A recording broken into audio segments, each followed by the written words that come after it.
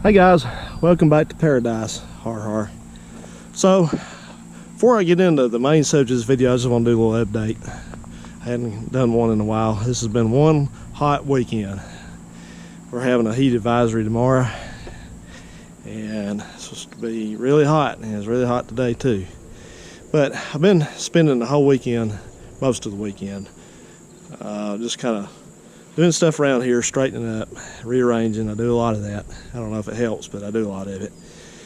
Mow the grass, which takes a long time. So I'm about to start working on that Cub Cadet because this other mower is just going downhill slowly but surely. I had to work on it again today even to get it to start. It boiled smoke out of the starter. I guess the starter's about to go out on it, but I really don't want to spend any more money on it. So during the week and the evenings when it cools down enough, I'm going to tear into the differential on that Cadet so we get that thing going. I moved this car again back onto the cement pad here under its own power. It started right up. I think this engine is nice and solid. I'm going to stick some water in it, and I'm going to drive it up and down the road here coming up, maybe this week actually, to make sure the transmission is going to work okay. And then I got vacation week coming again. My last one of the year is coming up in 2 weeks, so I'm making plans to go ahead and pull the engine during that week and put the, clean it up, reseal it, put the freeze plugs in it and all that. So that's loosely the plan. I'm going to just pull the engine by itself and not pull the transmission as long as it's working okay, or not get into that. So I do a little bit more refinagling with my parking situation here. I was running into a problem. I had that Oldsmobile parked over here at the edge of the driveway, but I was having problems getting my crosser in and out of the garage. It's hard to get around that thing, so got this thing uncovered again and pulled it back with the truck. I was trying to air the tires up, but one of them came off the rim, so there's no getting air in it, and then I got the jack stuck under it. So it's kind of a comedy of errors, but I got it pulled back, and the idea will probably be that I'm just going to kind of nose it in right there, faced up just beside the garage there, faced in, so it won't obstruct stuff coming in and out. And I've got a little bit of a side project going with this pickup truck. I've been kind of working on the interior. I think I locked it up, but I got the door panels off and the dash taken apart and stuff, and a lot of stuff's busted in this thing. As a matter of fact, I've redid a couple door panels. These are the old ones, and see they had speakers and crap in them and all that. So worked on the odometer, fixed it. So I got more to do on that. I'll cover that with you on a video, but just kind of working to spruce this interior up. I got to do some of that, and I got to fix some rust in the floor somehow. It's common on those. You can see the red wasps are terrorizing me again. Assholes. So anyway, that's that. So anyway, what I want to talk about in this video is over here. This is my Plymouth that you guys have seen numerous times, and I've been just driving the wheels off this car every chance I get. It's a really nice driving car, runs great. Yeah, I like it for what it is and what I have in it. Really like it. But I've been toying with a kind of a project to start on that. And I don't normally make plans and videos because plans can change, and then people get disappointed if you don't do it because they're expecting you to do it. But I've been going back and forth with this over in my mind several times, and I think I'm going to just go ahead and get into this. And that is, I'm going to work on the interior of this car, because the interior is really tired and needs updating and needs spruced up. I'm not worried about the outside of this car. Outside of it is what it is, but the interior could stand some work. And so let's kind of take a look at what I'm going to do in here. Now, of course, you see these green door panels. These are off that 73 Plymouth, but the reason they're here, even though they look like hell in here, but it's because I had them, and the two front door panels on this one were just garbage. In fact, the left was missing completely. And these 67 and 68 door panels are the same. They're a different pattern than this, so I've had feelers out for a couple 67 or 68 four-door door panels. I have 2 usable ones and 2 that are gone. So I've got those, looking for those. I'm going to start looking harder for that. I worked on this dash a while back and did some stuff to it to kind of revamp this cluster, and the cluster's working fine. The heater controls, I've worked on those and repaired them, and they're kind of giving me some problems again. So I'm going to go back into that. As much as I don't like to do that, that's part of it. I'm going to hook this radio up. Somebody asked me if this radio worked. I don't know, because the speaker wires are cut on it. So I'm going to fix that while I'm in there and see if the radio works. The one in that gold car works. The one in the blue car works. Probably going to pick up a dash cap for this. I'm not going to. A dash pad is very expensive to have one made, remade. $300+ for that. So that's part of it. This windshield is going to be replaced. You see how it's getting fogged up right here. So people have asked about what causes this. It's because this is safety glass, and it has 2 layers, an inside and outside layer, and it's got a kind of a film, I guess, between it that keeps it together. You know, when the glass, if it ever breaks and crushes in or whatever, you know, it doesn't just fall off in little pieces. It's kind of, you know, that's because it's got that, whatever that material is.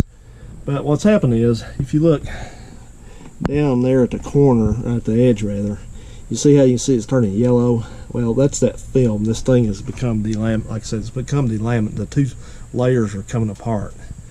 So there is no fixing that. Once it does that, it's junk. It needs to be recycled into glass, recycling, and replaced. And I have a good used one, again, out of that green car. So I'll do that, and that's kind of a chore to replace these.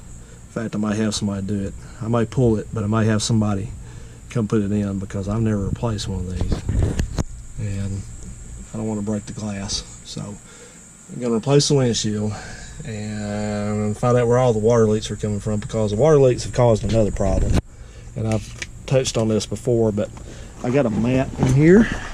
But if you look in here and peel this mat back, that's the ground right there, and it's also the ground right here.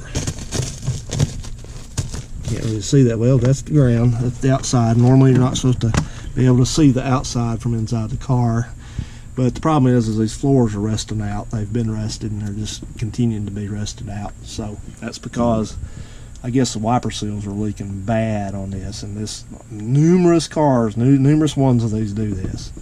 So the car itself is structurally sound. It's not got the same problems that green one had, but it needs pans put in it. So if you're going to do pans, you got to take the floor covering out, and you got to take the seats out, and this stuff is all tired anyway.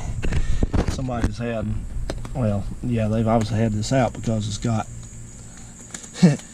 this stuff here is like carpet underlaid. It goes in a house or something like that, but they put it under that stuff.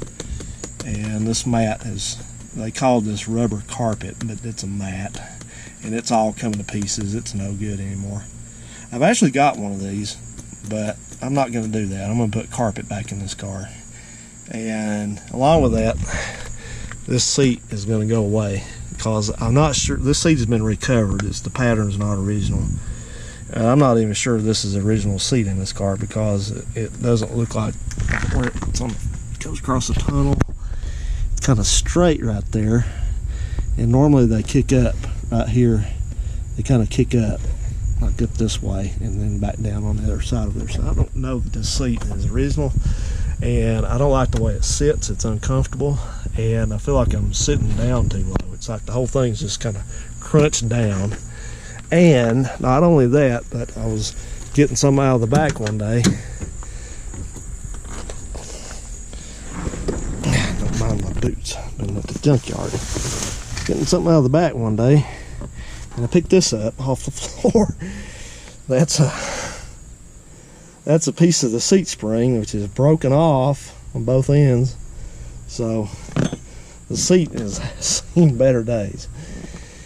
So that not only got those things going on, but the paint on the doors, as you can see, is all weathered. And not only that, but we have no headliner. You can see it's gone. The bows are there, but this is the bow style, which means the headliner's got a channel sewn into it on the top side of it, and you run these things through there, and that's what holds the headliner up right here. And then it goes under the molding, the seals and stuff, and kind of gets held in by the weather strip, or the weather windlace, I think they call that. A little thing there retains it. So anyway, and this thing's like an oven in here, driving this thing during the summer, because that's the roof right there, and it's supposed to have insulation in it. You can see it's got the glue still there, but it's got these pads that go across, and it's real loud in here and real hot, and so that's, you know, that's got to go. And another thing, we're not done yet. Another thing is that these seat belts are, well, what do you say about them? They work, let's put it that way, but they do not look good. They're original, I'm sure of that. But if you look, let's go back here in the back again. They're just lap belts. Excuse me.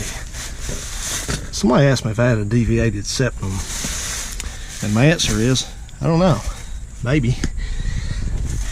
But look at this seat belt.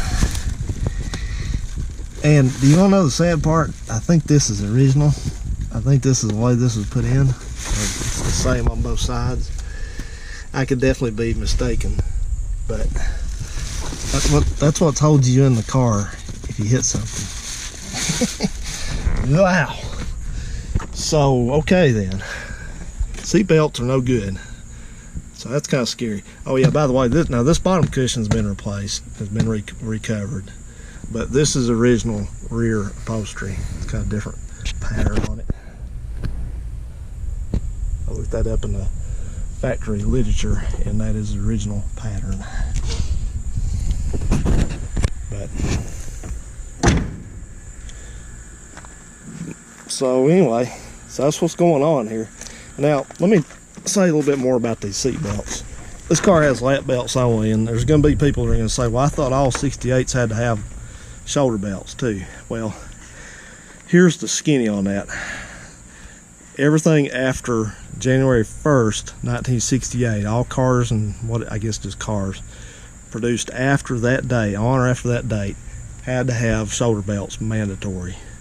Up until then, they were optional. So this car was optional on this car, but this car didn't have them.